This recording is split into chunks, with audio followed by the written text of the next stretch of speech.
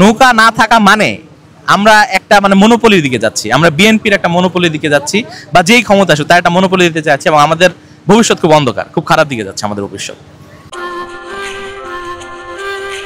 আসসালামু আলাইকুম। ওয়ালাইকুম আসসালাম। ভাইয়ের বয়স কত? আমার বয়স হচ্ছে 25 বছর। আপনি সমুদ্র সৈকতে এসেছেন কোথা থেকে? আমি এসেছি ঢাকা থেকে। ঢাকার কোথা থেকে? ঢাকার টঙ্গী থেকে। টঙ্গী থেকে, জি। আচ্ছা, তা আগামী নির্বাচনে আপনাদের ঢাকা টঙ্গীতে কোন দল বেশি ভোট পাবে বলে আপনি মনে করছেন? বর্তমান যে পরিস্থিতি তাতে আমার মনে হচ্ছে যে বিএনপির পাশ করার সম্ভাবনাটা অনেক বেশি, যেহেতু তাদের জনপ্রিয়তাটা অনেক বেশি। কিন্তু পারিপার্শ্বিক অবস্থায় এবং তাদের কিছু বিহেভিয়ারে জিনিসগুলো আস্তে আস্তে চেঞ্জ হচ্ছে, আস্তে আস্তে ধীরে ধীরে মানে পরিবর্তন হচ্ছে। মানে যদি একটা এক্সাম্পল দিই, গতকালকে আমি এই সিটে বসেছিলাম, এখানে আমি দেখলাম প্রায় 8 থেকে 10 জন লোক আসছে। তাদের কথার টোনে আমি বুঝতে পারছি তারা সবাই ঢাকা থেকে আসছে, তাদের কথাবার্তায় বোঝা গেছে যে তারা ঢাকা থেকে আসছে। তো তাদের আমি একটু দেখলাম যে এখানে ছোট ছোট বাচ্চারা বিক্রি করে না, কফি বিক্রি করে, তারপরে হচ্ছে মাসাজ দেয়, তারপর হচ্ছে একটু পরে সেই করে পেঁয়াজও বিক্রি করে। তো দেখলাম এখানে একটা কফিওয়ালা আসলো, কফিওয়ালাকে তারা বলতেছে এখানে আসো, কফি কত করে? তো বললো কফি হচ্ছে 30 টাকা। তো উনি বলতেছে কফি 30 টাকা, আমরা তো কোনোদিন এত টাকা দিয়ে কফি খাই না, 10 টাকায় দিবা, এই করবা সেই করবা, অনেক নানা রকম কথাবার্তা বলতেছে আমরা চিনি ছাড়া খাবো, ব্ল্যাক কফি খাবো, আমি দাও 10 টাকায় দাও। তো সেটা সম্ভব না, 20 টাকা করে নেন।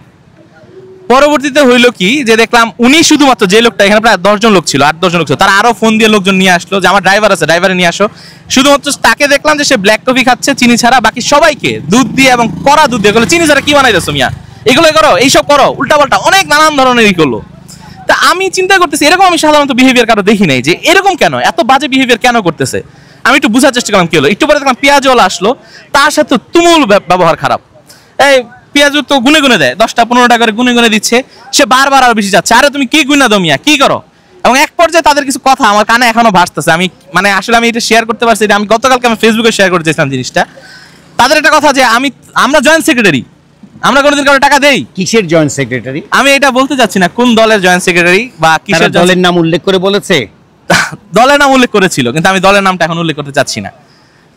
যেদিকে যাচ্ছে দিনটা, পেঁয়াজওয়ালার যে মানে চেহারার যে আমি চাহনিটা দেখছি, তাদের চেহারায় যে আমি একটা মানে মলিনতাটা দেখতে পারছি, যে মানে খুব বাজে গালি দিচ্ছে, আমি গালিটা উচ্চারণ করতে পারবো না, লাথি দিয়ে এখান থেকে ফালাই দিব একদম। আমি প্রমিস করে বলছি, মিথ্যা করে বলতে, যারা এখানে ছিল তারা হয়তো সাক্ষী দিতে পারবে, যে লাথি দিয়ে ফালাই দিব। তুই কি গুণা দেস, কি গুণা দিতেছস, কি করতেছস, এই দে বেটা কি করতেছস, গুণা দেশকে, আমরা জয়েন্ট সেক্রেটারি, আমরা কি টাকা দিতেছি, এটা বেশি, এই সে নানান কথা।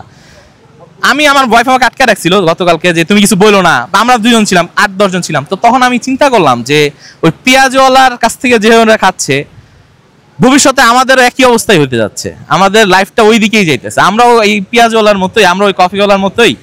শুধুমাত্র এখন আমাদের কাছে পড়ে না, কিছু করার নাই তো, পেঁয়াজওয়ালা কি করবে, তার লাথি মেরে ফেলা দেবে 8-10 জন লোক, 8-10 জন লোক লাথি মেরে ফেলা দেবে। তখন তারা যখন পুরো বাংলাদেশের কন্ট্রোলে থাকবে তখন কি হবে এটা আল্লাহই জানে। আসলে আমি দলের নাম বলতেছি না, আমি কিন্তু দলের নাম বলছি জয়েন্ট সেক্রেটারি। তো জয়েন্ট সেক্রেটারিদের তারা আমরা আসলে সর্বদাই, আগেও আমরা নিষ্পেষিত হয়েছি, সামনে আমরা নিষ্পেষিত হবো। সো ভোটে কে পাস করলো বা ফেল করলো আমার মনে হয় এতে কোনো ডিফারেন্স করবে না।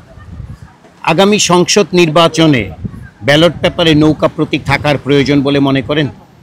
হ্যাঁ, আমি এটা মনে করি নৌকা প্রতীক থাকা প্রয়োজন। মানুষজন আমাকে নিয়ে অনেক কথা বলতে পারে যে কেন তারা এই করবে। যখন মনোপলি ব্যাপারটা হচ্ছে, ধরেন এখানে এতগুলো সিট আছে, এতগুলোই আছে, মানুষজন এখানে বসতেছে, সমুদ্র সৈকতে বসতেছে, যদি এখানে একটা লোক থাকতো যে কিনা পুরো সমুদ্র সৈকত দখল করে, এবং সে যদি চার্জ করছে আমি 100 টাকা করে চার্জ করব, আমাদের উপায় ছিল না, আমাদের কোনো কিছু করার নাই, আমরা তো দিতে হবে 100 টাকা। বাট ঠিক একই জায়গায় যদি এখানে আরেকজন কম্পিটিটর থাকতো, বা এই লোকটার বেড খারাপ, সে বলতো আমি বেটার বেড দিব, আমি বেটারই দিব, এই টেনশনটা যখন তার মাথায় থাকবে তখন কম্পিটিশনটা অন্য জায়গায় থাকবে, তখন ডিফারেন্সটা অন্য জায়গায় থাকবে। সো নৌকা প্রতীক থাকার প্রয়োজন তাদের ক্ষমতায় আসতে হবে সেই জন্য না, একটা চাপ থাকা অনেক প্রয়োজন।